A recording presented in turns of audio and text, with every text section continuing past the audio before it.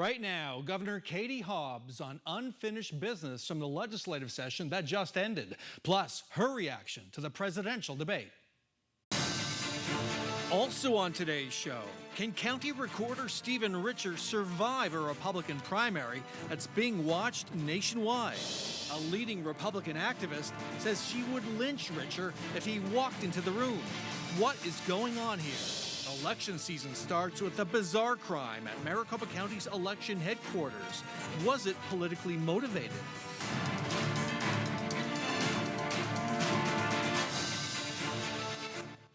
And we start with Democratic Governor Katie Hobbs coming off her second budget negotiated with majority Republicans in the legislature, now heading into a pivotal November election with control of the Capitol and the country on the line. Governor Katie Hobbs, welcome back to Sunday Square Off. Thanks for having me. Let's start at the top of the ticket. President Joe Biden's debate performance has shaken up a lot of elected Democrats. Should he step aside and allow another Democrat to run? Look, as you know, I am not a fan of debates, and I know the pundits like to talk about them, and I'll leave that to you. As the president himself has said, don't compare him to the almighty, compare him to the alternative, and by that metric, the choice is abundantly clear in this race. He is at the top of the ticket that you have a pretty big stake in personally. How concerned are you about that he could drag down the rest of the ticket? I've been really clear. My priority this election is getting a governing majority that will work with me to deliver an agenda that I ran on for Arizona, and that's what I'm going to be focused on. So you're not disturbed by what you saw? I am focused on the down ballot races this election. All right, we'll talk about that in just a moment. You signed the state budget into law earlier this month. It was a difficult birth. Cuts were needed to erase a $1.4 billion deficit. During our post-session interview last year, almost exactly a year ago, I asked you whether you thought spending all the $2 billion in surplus money might be viewed as a mistake down the road, that you would come to regret it. As we sit here today, after what you went through over the last month or so, do you regret having spent that $2 billion? No, it was an entirely different budget year, and the spending we did last year would not have affected this year's budget. That was one-time funding, and we knew that. And I'm really proud of the budget that we delivered. It was a bipartisan budget that closed a nearly $2 billion deficit without cutting vital services that Arizonans rely on.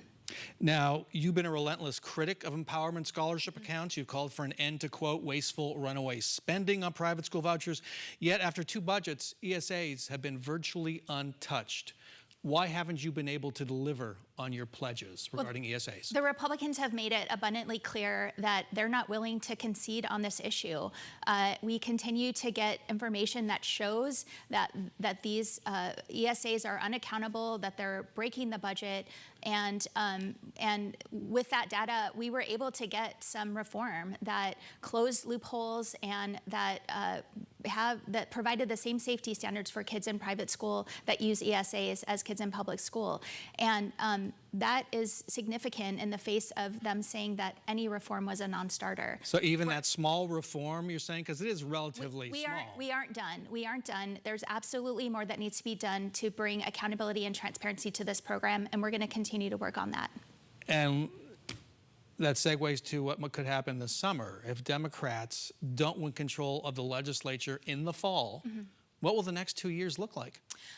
You know, I'm really proud of the work I've been able to do, putting partisan politics aside and tackling some of the tough challenges we're facing, both with the legislature and outside of the legislature. We reached a historic agreement on Colorado River conservation. We've made significant progress on affordable housing, and those challenges continue. We're going to continue to work on them no matter who has control of the legislature. Is this a make or break election for your governorship, given that Republicans might be emboldened to take further action if they control the legislature, perhaps even an impeachment? I'm not focused on my reelection. I'm focused on the agenda that I ran on and delivering that for Arizonans. And we had significant wins this year. With the Republican majority, we overturned the 1864 abortion ban, something that 23 governors before me couldn't or wouldn't do. And we're going to continue delivering. But in terms of delivering on your agenda, is this a make-or-break election if Democrats don't regain control of the legislature? I've shown that I'm willing to work with anyone to tackle the tough challenges we're facing, and no matter who controls the legislature, I'm going to continue to operate that way. I'm going to get to Attorney General Chris Mays. She launched a criminal investigation into an alleged pay-to-play scheme that involves one of your donors. Should she be handling this investigation? I have no concerns about the investigation. Look, my administration acted in the best interest of Arizonans. We always have and we always will, no matter who's involved. I'm looking forward to the conclusion of the investigation and showing that there was no wrongdoing. She sat in that chair a couple weeks ago and threatened to sue you and went ahead with that lawsuit over the opioid settlement money that was diverted to the prisons. This is a political question. Chris Mays has been at loggerheads with you over the last little while. Does she want to be governor? You'd have to ask her that question. Do you think she's positioning herself to be governor? I'm focused on doing the job the voters elected me to do, and I'm not worried about these kind of political distractions. The administration and the legislature could face another lawsuit for clawing back $160 million from the Water Infrastructure Finance Authority. The money's used for water conservation and rural infrastructure, according to Joanna Allhands of the Arizona Republic. And the authority. That clawback was illegal because it didn't get the required 3/4 vote. Are you aware of that clause, and was it illegal? Look, we were facing a tough budget situation. We were able to close nearly a $2 billion deficit, and I am glad that we were able to protect both WIFA and ADWR from more drastic cuts, and so that we can look forward and continue working on water security, which is a top priority for my administration. But WIFA says those cuts were illegal. Chris Mays said they were. Court said they weren't. But WIFA says those cuts were illegal. Are you confident you'll win that lawsuit if it's filed? We'll come to that. We'll get there if it comes to that, for sure.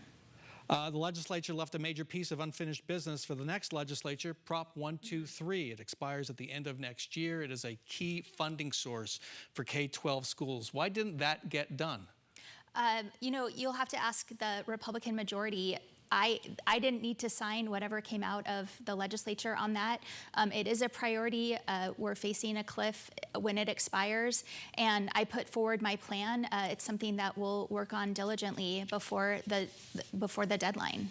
As governor, don't you have any kind of leverage to persuade them, get them to put that to a vote, to refer that to the ballot before it expires next year? Absolutely. And so why wasn't that used? Well, we absolutely put forward a plan that we thought was the right plan, and it wasn't something that they were willing to move forward this session. So what's the plan now?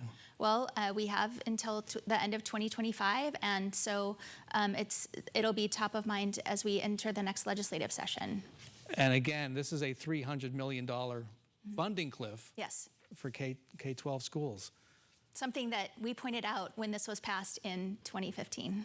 But that was many, many years ago. We're talking about now. Yeah. What's it been like working with Ben Toma and Warren Peterson? You're might have new partners next year. Well, for sure, Toma's not running for re-election, and so there'll be a new speaker. But again, I have put the needs of Arizonans first, and I'm willing to work with anyone who will work with me on the tough challenges we're facing, whether it's Republican leadership or Democratic. And regarding your appointments, are they in limbo right now, your appointments as agency directors? Well, as you know, that is moving through the courts, and we're continuing. We appealed the judge's ruling because we think it was wrong, and we're going to continue to support our agency directors and make sure that they can conduct the state's business. But what's at stake there if a court boots them out? Well, look, the actions taken by the Senate, particularly indicted fake elector Jake Hoffman, to refuse to advise and consent to the confirmation of my nominees is unprecedented. It's created chaos, and it's my job to ensure that state agencies can continue to function and do the business of the state, provide vital services to Arizonans like child safety, veteran services, supporting small businesses, and that's what I'm focused on doing. How about your own caucus? We saw frustration last year when the budget was approved. We saw it again this year, out in the open. On the floor, the Senate, the Democratic Majority Leader was quite upset with that budget. Are you talking to them, communicating with them? Because they say you're not. Absolutely, 100%. They 100% mischaracterized the approach we took to the budget. Between the time we started negotiating with Republican leadership and the budget was passed, we had close to 40 meetings with Democratic members. Before that, their priorities were a huge part of the executive budget that I introduced, and we continue to fight for those throughout negotiations. So they just mischaracterized the whole situation. At the end of the day, we got a bipartisan budget that addresses vital needs for Arizonans. Governor Katie Hobbs, thank you so much for joining us. Thank you. When we come back, primary election season begins with a bizarre theft at a Maricopa County Elections Office. Was it politically motivated? But first, he defends our elections. He's voting for Joe Biden, but he's a Republican. Can Maricopa County Recorder Stephen Richer survive the GOP primary? You can see all of our Sunday Square Off coverage on 12news.com or on our YouTube channel. Go to 12news.com/YouTube. And I want to give you a very important heads up.